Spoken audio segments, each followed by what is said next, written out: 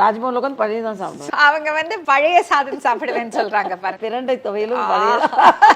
எனக்கு இது மட்டும் எடுத்து வைக்கலன்னா டென்ஷன் ஆயிடுவேன். நைட்டு எனக்கு பழைய கஞ்சி எடுத்து வச்சிருப்போம். இப்போ காலையில சாப்பிட்ற உணவு இதுதான். கஞ்சி இந்த துவையல்கள்லாம் அதிகம் நான் எடுக்கிறது இல்லை. சின்ன வெங்காயம் வச்சுக்குவேன். நான் சின்ன வெங்காயம் ஒரு 10 வெங்காயமாவது சாப்பிட்டு தான் நிச்சயமா நான் படுப்பேன். ப்ரோபயாட்டிக் அப்படின்னு நம்ம சொல்லுவோம் பழைய சாப்பாடு. இப்போ நம்ம நாட்டில் தான் இந்த பழைய சாப்பாடு நீராகார முறை பகல்ல சாப்பிட்றதுக்கு நம்ம கௌரவ குறைச்சலா நினைச்சிட்டு இருக்கிறோம். இது அமெரிக்கால மார்னிங் ரைஸ் அப்படின்னு சொல்லிட்டு அமெரிக்காலையும் யூரோப்லையும் இப்போ பாட்டில போட்டு விற்க ஆரம்பிச்சிட்டாங்க. இப்போ நம்ம என்ன சொல்றது, அவங்களுக்கு அதை தெரியுது, அதனுடைய மகத்துவம் என்ன அப்படிங்கிறது தெரியுது. அப்ப இந்த நீராகாரத்துக்கு அவ்வளவு முக்கியத்துவம் கூட. ஏன் இப்ப சமீபத்தில் கூட நம்ம தமிழகத்தில் இருக்கக்கூடிய மருத்துவர்கள் ஒரு ஆராய்ச்சி செய்தல உடல் சம்பந்தமான வியாதிகளை போக்குவதற்கு இந்த நீராகார உணவு முறை மிக அற்புதமாக இருக்குன்னு சொல்லி நம்மளுடைய தமிழக மருத்துவ குழு அறிக்கை ஒன்று கொடுத்துருக்காங்களே. எவ்வளவு அற்புதமான ஒரு விடயம் அல்லவா. இப்ப முதல் நாளே சாதத்தை செய்து அதுல நீரை ஊற்றி வச்சு காலையில அதுல நல்ல மோரை கலந்து சின்ன வெங்காயத்தை வச்சு இதை தொடர்ந்து சாப்பிட்டுட்டு வாங்க. காலையில சக்கரை வியாதி போயிடும். சக்கரை வியாதி போயிடும் அப்படின்னா பொதுவா சர்க்கரை அப்படிங்கிற அளவு சொல்றாங்க. சாப்பிட்றதுக்கு முன்னாடி ஒரு அளவு, சாப்பிட்டதுக்கு பின்னாடி ஒரு அளவுன்னு. சாப்பிட்றதுக்கு முன்னாடி நம்மளுடைய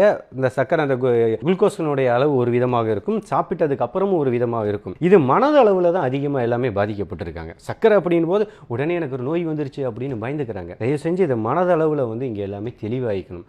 மனதுல இருந்து தான் அதிகமான நோய் ஏற்படுதே தவிர, அதனால தெளிவாகிக்கிட்டோம்னா இந்த பிரச்சனையிலேருந்து தப்பிச்சுக்கலாம். அப்போ என்ன பண்ணணும் அப்படின்னா, இந்த காலையில் வெறும் வயிற்றுல இந்த நீராகாரம்னு சொல்லக்கூடிய இதை தொடர்ந்து எடுத்துகிட்டு வந்தவங்களுக்கு இந்த சர்க்கரை அப்படிங்கிறது சமநிலைப்படுத்தப்படுகிறது என்பதை நம்ம நிறைய பார்க்கலாம்.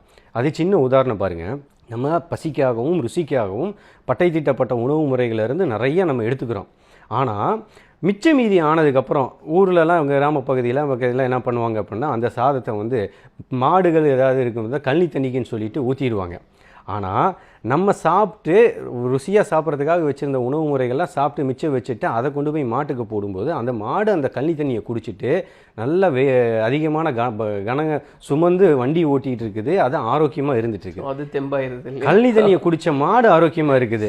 அதை ருசியாக சாப்பிட்டுட்டு இருந்த மனிதன் நோய்வாய்ப்பட்டு இருக்கிறான். இப்போ பார்த்தீங்களா, இதான் ப்ரோபயாட்டிக். அதே தான் முன்னோர்கள் நமக்கு இந்த நீராகாரத்தில் அப்படிங்கிறத நமக்கு சொல்லி கொடுத்தாங்க. இதை தொடர்ந்து நம்ம எடுத்துக்கும் போது இந்த சர்க்கரை வியாதி கட்டுக்குள்ளே வர்றது நம்ம பார்க்க முடியாது. அப்போ இந்த சர்க்கரை வியாதி அப்படின்னா என்னன்னா, முதல்ல மனதுனால ஏற்படக்கூடியது வியாதி இல்ல. சர்க்கரைங்கிறது ஒரு நோயே அல்ல. சர்க்கரைங்கிறது என்னன்னா நம்ம உடல்ல ஏற்பட்டிருக்கக்கூடிய ஒரு மாற்றம் அப்படின்னு தான் சொல்லணும். அந்த சுரப்பிகளுடைய மாற்றம். அப்ப அந்த கணையத்தில் ஏற்படக்கூடிய அந்த மாற்றம். அப்ப அந்த கணையத்தை ஆரோக்கியமா வச்சுக்கணும், அதை பாதுகாப்பா வச்சுக்கணும், அதுக்கு சக்தி கொடுக்கக்கூடிய உணவு முறைகளை வச்சுக்கணும். நொறுங்க தின்றால் 100 வயசு நம்ம முன்னோர்கள் சொல்லியிருக்காங்க. இன்னைக்கு நம்ம ஏதாவது நொறுங்க சாப்பிட்றோமா? கிடையவே கிடையாது. அவசர கதியில சாப்பிட்டு அவசர கதி இயந்திர வாழ்க்கை அப்படின்னு நம்ம சொல்றோம். என்ன பண்றோம், எந்த உணவு உண்கின்றோமோ அந்த உணவு நமக்கு மருந்தாக மாறணும் முன்னோர்கள் நமக்கு சொல்லியிருக்காங்க. அப்ப அந்த உணவை உண்ணும் பொழுது அந்த உணவின் மீதே நமது எண்ணங்கள் இருக்கணும்னு சொல்லியிருக்காங்க. இந்த உணவு உண்பது மிகப்பெரிய ஒரு யோகம்.